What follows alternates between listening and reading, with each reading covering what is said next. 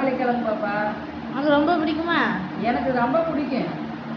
இது அப்படியே பச்சையா சாப்பிடுறியா? சுடுதண்ணியில் போட்டு வேக வச்சு சாப்பிட்றேன். வேக வச்சு. சிப்ஸு?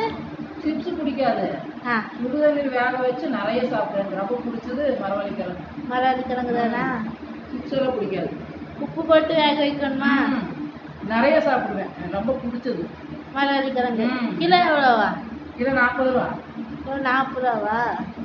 உப்பு போட்டு வேக வச்சு அவ்வளோ ருசியாக இருக்குது. உப்பு போட்டு வேக வச்சு போட்டு வேக வச்சு சாப்பிட்டா ருசினா ருசி. ருசினா ருசி. வேற என்ன பலகாரமெல்லாம் சேர மாட்டேங்குது. இதுன்னு வருது. இதுதான். இது மக்காசோளம், வேர்க்கடலை, அப்புறம் இந்த பனங்கிழங்கு, அதெல்லாம் எனக்கு ரொம்ப பிடிக்கும். பனங்கிழங்குனா? பனங்கிழங்குனா பழம் உழுகு. அது சாப்பிட்டு அதை அப்படியே வச்சுருந்து மருந்து போட்டு அதை குழச்சோம்னா அது மரவள்ளிக்கிழங்கு இது மாதிரி வருது. பனங்கிழங்கு